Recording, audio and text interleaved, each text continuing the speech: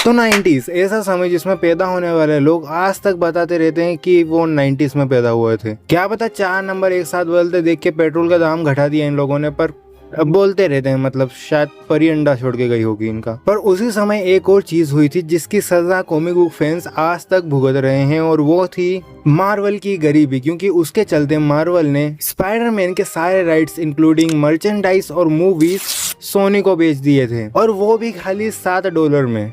अरे तब तो डॉलर गिरा हुआ भी था, कितने सस्ते में बेच दिया यार स्पाइडरमैन को। गरीबी क्या क्या नहीं करवा देती यार इंसान को।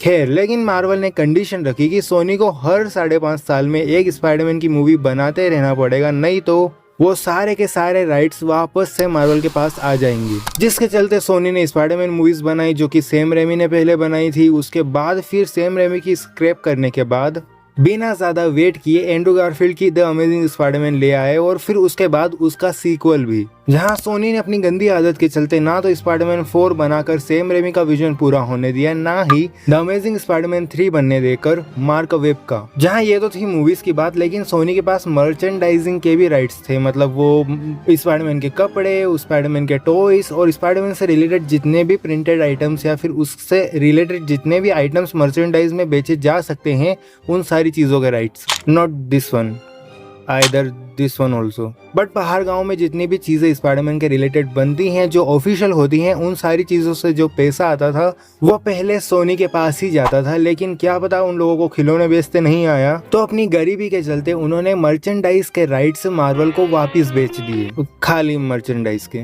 और फिर 2015 में वो डील हुई जिसके चलते हमें हमारे स्पाइडी वापस उसके घर यानी मार्वल में दिखा। 2015 की वो हिस्टोरिक डील जिसके चलते स्पाइडरमैन सिविल वॉर में अपेयर हुआ, और फिर उसके बाद होमकमिंग में, जहां इस डील के चलते ये तय हुआ कि सोनी जो होगा वो मूवीज को प्रोड्यूस करेगा, पैसा लगाएगा, और उसके चलते जितने भी उससे प्रॉफिट होगा वो सारी चीजें वही रखेगा।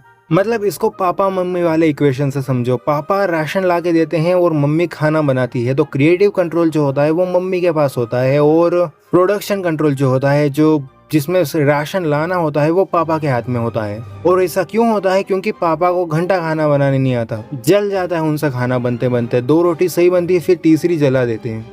और ये डील बहुत लंबी चली, जिसके चलते मार्वल के अंदर स्पाइडरमैन दिखा Avengers infinity war, Avengers end game, Spiderman far from home, और जैसे ही फार फ्रॉम होम ने 1 बिलियन कमा लिए, नाना डिज्नी को लालच आ गया, और उन्होंने भी फिर प्रॉफिट शेयरिंग के लिए सोनी से बात करी, एक नई डील रखी, लेकिन सोनी ने उस चीज को पूरी तरह से रिफ्यूज कर दिया।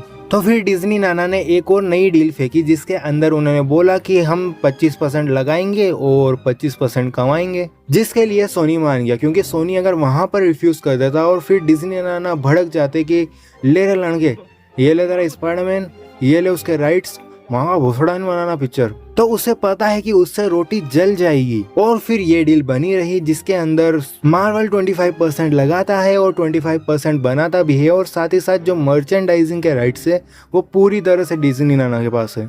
और रही बात गेम्स की, तो ऑब्वियसली मार्वल का कोई गेमिंग स्टूडियो नहीं है, इसीलिए जब इनिशियल मूवीज आती थी और उनको प्रमोट करने के लिए गेम्स बनाए जाते थे, तो वो मार्वल ने एक्टिविजन को दे रखा था, और एक्टिविजन को बोल रखा था कि तुम लोग गेम्स बनाओ इसको लेकर। लेकिन उनके गेम्स की क्वालिटी इतनी महावाहियात थी कि मार्वल का दिमाग खराब हो गया, और इसी वजह से उन्होंने सारे लाइसेंसिंग राइट्स गेम बनाने के एक्टिविजन से वापस ले लिए, जिसमें उन्होंने फिर सोनी से बात करी, और सोनी ने इंसोमनियाक से बात करी, जो कि उस समय पे एक इंडिपेंडेंट स्टूडियो था। सोनी ने उनके सामने पूरा आउटलेट रख दिया कि तुम किसी भी मार्वल कैरेक्टर के ऊपर गेम बना सकते हो, जिसमें से उन्होंने चूज किया स्पाइडरमैन को। और यहाँ पर एकदम उल्टा हिसाब है, क्योंकि सोनी गेम्स के ऊपर पैसा लगाता है, उनको पूरा क्रिएटिवली बनवाता है, और फिर जितना भी रेवेन्यू होता है उसमें से उसको खाली एक छोटा सा चंक मिलता है, और बाकी का पूरा रेवेन्यू मार्वल और डिज्नी के पास जाता है।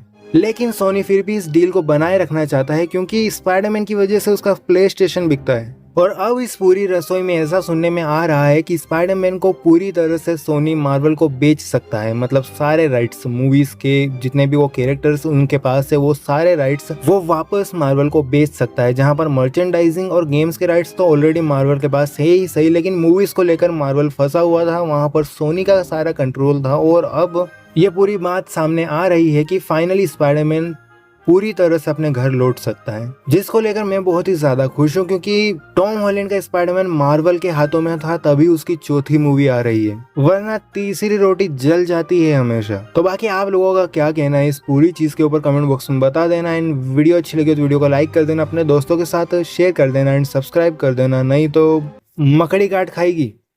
बाय।